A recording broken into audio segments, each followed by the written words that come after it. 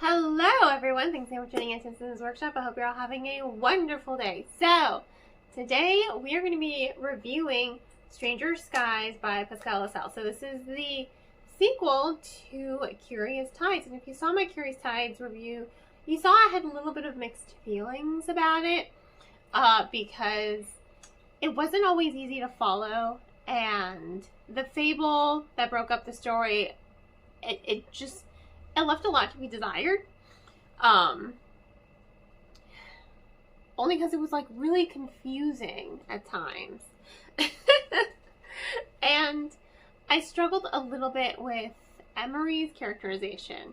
Let me just start by saying this book is so good. I love this book way more than Curious Tides. It was just so fluid, honestly. Another one of my biggest issues with Curious Tides was the pacing. It felt a little slow. It felt a little wonky at times. You know, I think Pascal is a great storyteller. I think there's something lyrical and very atmospheric about her storytelling. But the pacing wasn't always on point. Here, it was on point. And I think it's really funny because she actually has two additional point of views in this book. So, I'm reading this book. You have Emery, Baz, same ones for the book one, but now you have Romy, Baz's sister, and you have Kai, who I loved Kai in the first book. I don't think I spoke about him enough in the first book in my review, and I'm rectifying that right now, especially since he does have his own perspective, and I think that it's really well done. And I think that's why the pacing for the story is even more engaging, because now we have 4 different personalities, and it's just going bam, bam, bam, bam, bam, and you're really getting involved, and you're really delving into these situations that our characters find themselves in. So if you remember the end of book 1, Emery, she went through the door, she's looking for Romy, and she found Romy in the land of dreams, right? So the world between worlds. And this book starts with Aspen. And she is what you would call one of the keys. Now, they are found by Aspen in a completely different world. The Witchwood. And it's so cool. And now you have Baz and Kai, who find themselves thrown back in time. Remember, Baz is a time spinner, so he can rewind time. His goal is to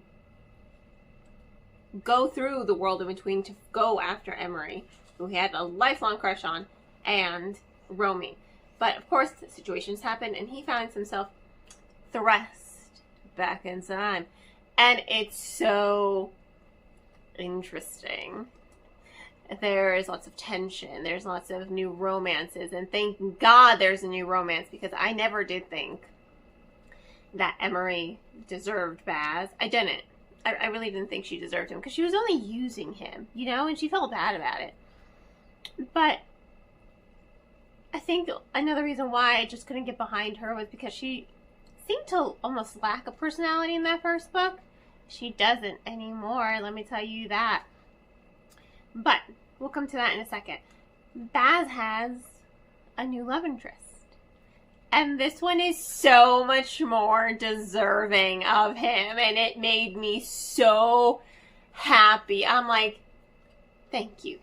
Thank the gods that Baz has his own love interest who is deserving of him and who loves him. And it's great to see that romance develop. It's great to see Baz like really come into himself, because in the first book he was very insecure because he's an eclipse born, and eclipse borns are generally just looked down upon in society, right?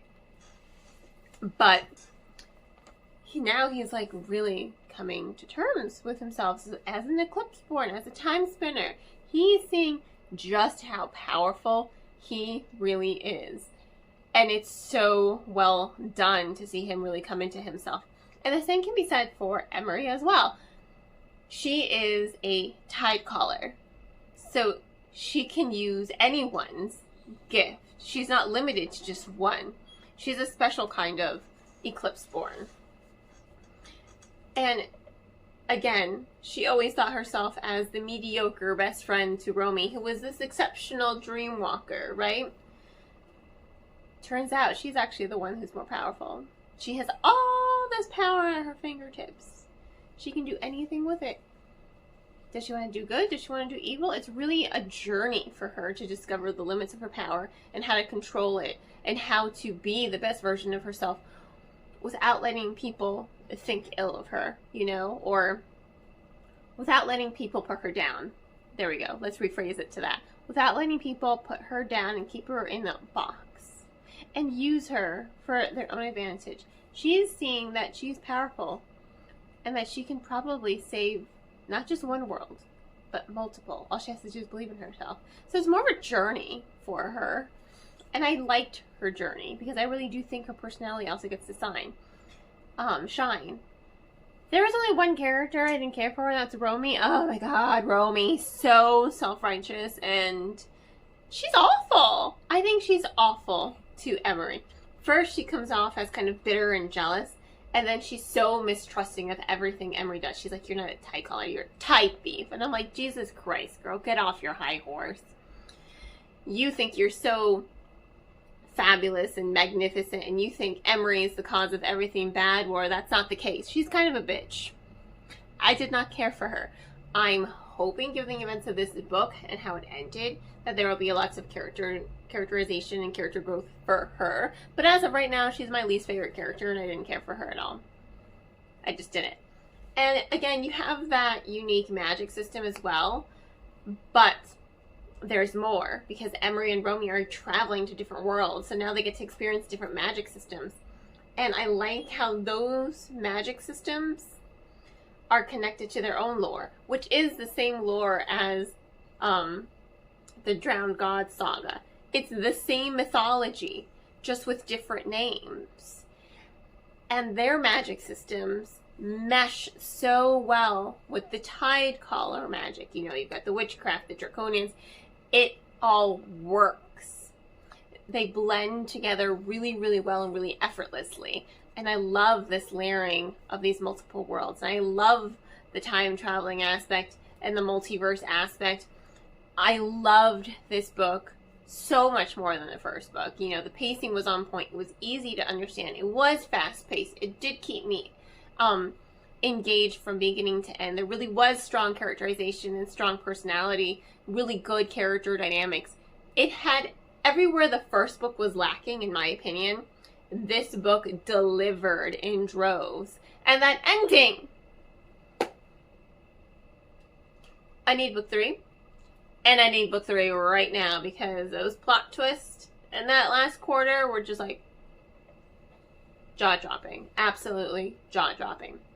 So, in any case, I do have to give this book 4.5 out of 5 stars. It really was a great book.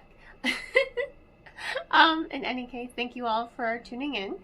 Please don't forget to like, subscribe, and share with all your book-loving friends. I hope you all have a wonderful rest of your day, and as always, happy reading.